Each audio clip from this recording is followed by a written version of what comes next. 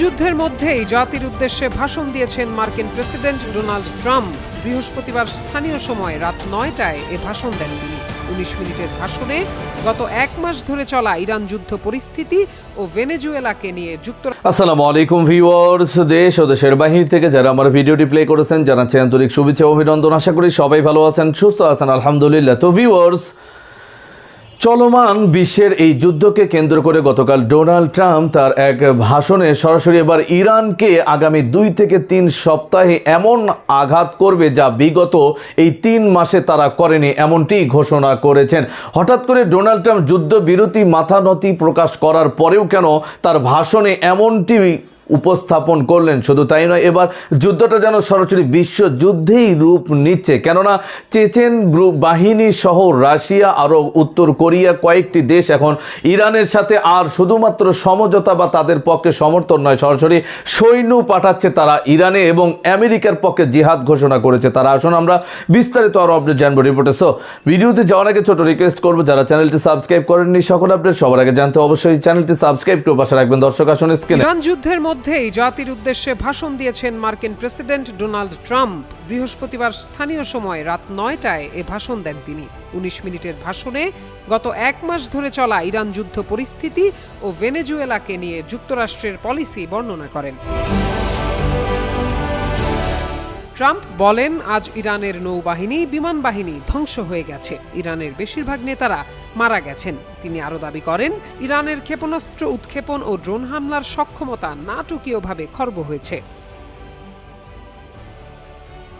Iran যুদ্ধে অংশ নেওয়া যুক্তরাষ্ট্রের মিত্র দেশ, বিশেষ করে ইসরায়েল ও উপসাগরীয় অঞ্চলের দেশগুলোকে ধন্যবাদ জানিয়ে ট্রাম্প বলেন, তারা অসাধারণ কাজ করেছে, যুক্তরাষ্ট্র কোনোভাবেই তাদের ব্যর্থ হতে দেবে না।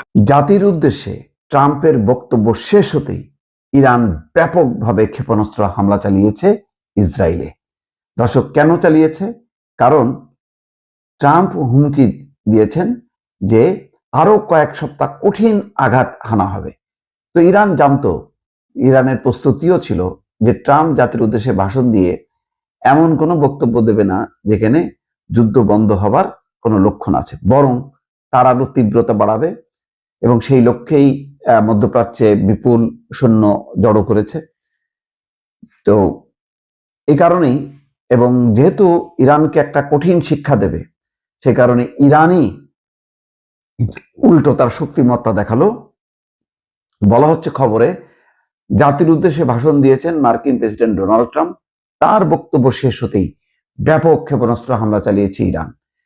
বৃহস্পতিবার আল জাজিরার এক প্রতিবেদনে একথা বলা হয়। প্রতিবেদনে বলা হয়, ট্রাম্প জাতির উদ্দেশ্যে ভাষণ শেষ করার কিছুক্ষণ পরেই ইসরায়েলের দিকে নতুন করে ক্ষেপণাস্ত্র নিক্ষেপ করেছে ইরান। ইসরায়েলি সামরিক বাহিনী জানিয়েছে তারা ইরান থেকে ছড়া একাধিক ক্ষেপণাস্ত্র শনাক্ত করেছে। হুমকি মোকাবেলায় দেশটির প্রতিরক্ষা ব্যবস্থা সক্রিয় করা হয়েছে। সামরিক বাহিনীর এক বিবৃতিতে বলা হয়, হুমকি প্রতিহত করতে প্রতিরক্ষা ব্যবস্থা কাজ করছে। এর আগে ট্রাম্প দাবি করেন, এই যুদ্ধে ইরানের নৌ এবং বিমান শক্তি বড় ধরনের ক্ষতির মুখে পড়েছে এবং দেশটির অনেক শীর্ষ নেতা নিহত হয়েছেন। তিনি আরো বলেন, ইরানের ক্ষেপণাস্ত্র এবং ড্রোন হামলার সক্ষমতা উল্লেখযোগ্যভাবে কমে গেছে। এখন আসলে ট্রাম্প এই যুদ্ধে আমিরাত, সৌদি আরব তাদেরকেও জড়াতে চাচ্ছেন। জড়ায়ে আস্তে করে শেষ হয়ে যাবে এবং যুদ্ধটা তখন ইসরায়েল, আমিরাত, সৌদি আরব তারা একযোগে করবে। এই হচ্ছে তার উদ্দেশ্য। তো তার একটা মহড়া সে দেখালো। তো ইরান জানে যে কি কি করতে পারে ট্রাম্প। তো সেই জন্য ওই তার রেডি ছিল যে সে একটা বিশ্বকে হুমকি দেবে, বিশ্ব বলবে যে সর্বনাশ কি হতে যাচ্ছে। তো ইরান রেডি ছিল বলেই যেই মাত্র ভাষণ শেষ হয়েছে সাথে সাথে ইরানও দেখাই দিছে এবং ইরান বলছে যে যদি ইরানের ভূখণ্ডে মার্কিন সৈন্য প্রবেশ করে তাহলে তারা অপেক্ষায় আছে, বলছে যে হাঙরের মুখে পড়তে হবে তাদের, অর্থাৎ হরমুজ প্রণালী তারা দখল করবে, জাহাজ চলাচল উন্মুক্ত করবে এবং সেখানে ইরান এমন আক্রমণ চালাবে যে মার্কিন সৈন্যদের ওই সাগরের মধ্যে পড়তে হবে এবং হাঙরের পেটের খাদ্যে তারা পরিণত হবে। তো এগুলি পাল্টাপাল্টি হুমকি হচ্ছে, উত্তেজনা চলছে, সমাধানের কিন্তু লক্ষ্য নেই। এমন অবস্থায় বোঝাই যাচ্ছে যে যে আলোচনাটা পাকিস্তানে শুরু হয়েছিল যে পাকিস্তান, তুরস্ক, মিশর তারা যে আলোচনাটা শুরু করছে, সেই আলোচনাটা আসলে কার্যত ব্যর্থ হয়েছে বলেই পাকিস্তানের পররাষ্ট্রমন্ত্রী দৌড়ে গেছে চীনে। তো চীন আবার কঠিনভাবে ট্রাম্পের ভাষণ শেষ হওয়া মাত্রই তারা যুদ্ধবিরতির আহ্বান জানিয়েছে এবং অন্যদিকে ইরানও হামলা চালিয়েছে। বোঝা যাচ্ছে যে চীন কিন্তু আস্তে আস্তে এই ইরান যুদ্ধে জড়িয়ে যাচ্ছে, কারণ ইরান হচ্ছে এশিয়ার একটা অংশ, আর এশিয়ার 1 নম্বর শক্তিধর দেশ হচ্ছে চীন।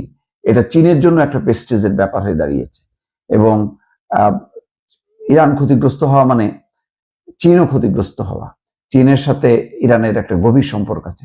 সব মিলায়ে ট্রাম্প সমাধানের বদলে পরিস্থিতিকে আরো জটিল করলো।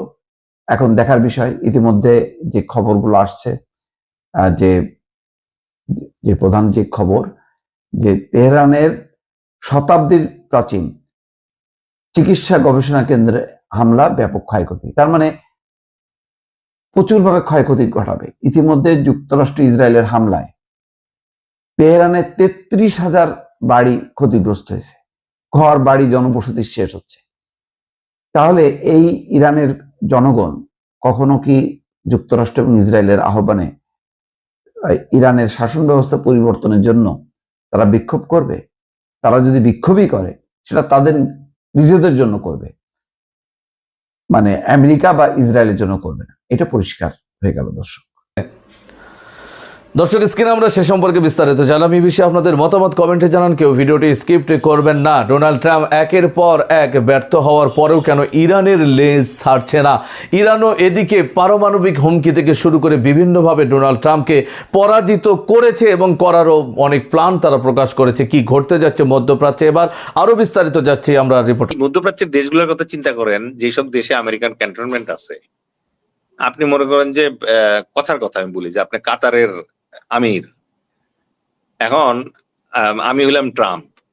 আপনি তো ন্যাচারালি আমার জিজ্ঞেস করবেন যে ট্রাম্প ভাই, আপনার তো যে পরিমাণ ভাড়া দিই প্রতি মাসে আমি আপনার এই অস্ত্রপাতি ক্যান্টনমেন্টের জন্য, আপনি তো নিজেরই বাঁচাইতে পারতেছেন না, আপনি আমার দেশ কি বাঁচাবেন? তো আমি কি এখন একটু পুতিনের সাথে কথা বলবো? আমি কি একটু দেখবো যে পুতিনের কাদিরভ ফ্রি আছে কিনা, একটু আসবে কিনা আমার সেভ করার জন্য? ওই যে রমজান কাদিরভের কথা।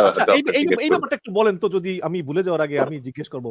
মানে এই চেচেন যোদ্ধা রমজান কাদিরভ, সে বলতেছে সে ইরানের পক্ষে আমেরিকার বিরুদ্ধে ধর্মযুদ্ধে নামবে। এটা তো খুবই কঠিন ব্যাপার, ধর্মযুদ্ধ। এদের শক্তি কিরকম আসলে এই চেচেন যোদ্ধাদের? আচ্ছা, এই জায়গায় এখন মিশন ভাই আপনি আমরা বলেন যে প্রকারান্তে এখন কি ধর্মযুদ্ধই চলতেছে না? Kind of. মানে ইহুদি রাষ্ট্র ইসরায়েল, খ্রিস্টান রাষ্ট্র আমেরিকাকে সাথে নিয়ে ইহুদি এবং খ্রিস্টানের যৌথ বাহিনী মুসলমান ইরানের উপরে যুদ্ধ করতেছে। ইরান তো মুসলমান নাকি? আর তো কোনো ধর্ম নাই তার, শিয়া মুসলমান তারা। পবিত্র কোরআনে আল্লাহ পাক তো বলছেই যে এই এদেরকে বিশ্বাস করো না, তোমরা এদেরকে বিশ্বাস করো না, এরা বারবার তোমাদের সাথে গাদ্দারি করবে এবং তোমাদের ক্ষতি করবে। ঠিক আছে? তো কাদিরভ যেটা ধরছে, রমজান কাদিরভের স্টোরিটা যেটা, সেটা হচ্ছে যে তার বাবা আহমাদ কাদিরভ ছিলেন। উনি চেচনিয়ার গ্র্যান্ড মুফতি ছিলেন, ওরা বলে চিফ মুফতি সম্ভবত। তো চিফ মুফতি থাকা অবস্থায় মানে সে তখন থেকেই রাশিয়ার পক্ষের লোক ছিলেন। তো পরে এক সময় আতাতুর্ক তাকে মেরে ফেলার পরে এই রমজান কাদিরভ মানে নেতা হয়। এবং রমজান কাদিরভের সাথে পুতিনের খুব ভালো সম্পর্ক আছে। এবং কাদিরভের সবচেয়ে বড় স্ট্রেংথ যেটা, যে চেচেন যোদ্ধাদের যে বাহিনীটা আছে, এই বাহিনীটা বেশ দুর্ধর্ষ একটা বাহিনী। এবং আপনি ইউক্রেন যুদ্ধে দেখবেন যে তারা কিন্তু অংশগ্রহণ করছে রাশিয়ানদের পক্ষে। তো এই গত রমজান মাসে যখন আমেরিকা ইরানকে আক্রমণ করলো, তখন কিন্তু একবার কাদিরভ বলছে যে এই পবিত্র মাসে ইহুদি এবং খ্রিস্টান বাহিনী মিলে যে একটা মুসলিম রাষ্ট্রের উপরে অ্যাটাক করতেছে, এটা সে সহজভাবে নেয় নাই। এখন সে আবার মানে একটা হুঙ্কার দিছে যে যদি মানে ল্যান্ড ফোর্সেস আসে এবং স্থলপথে আক্রমণ শুরু হয় ইরানের বিরুদ্ধে, তখন কাদিরভ তার বাহিনী নিয়ে ইরানের পাশে লড়বে, এরকম একটা কথা শোনা যাচ্ছে। যদিও এটা আমি মানে টোটাল ফ্যাক্ট চেক করতে পারি নাই এখনো, মানে আসলে কোন জায়গা থেকে আসছে, এটা কোন সোর্স থেকে আসছে। বাট যদি ধরেন দর্শক, স্ক্রিনে আমরা সে সম্পর্কে বিস্তারিত জানলাম। সো ভিডিও এই পর্যন্ত, ভালো লাগলে লাইক অ্যান্ড কমেন্ট করবেন। দেশের সকল আপডেট সবার আগে জানতে অবশ্যই চ্যানেলটি সাবস্ক্রাইব করে পাশে রাখবেন। দেখা হবে পরবর্তী ভিডিওতে ইনশাআল্লাহ। আসসালামু আলাইকুম ওয়া রাহমাতুল্লাহ।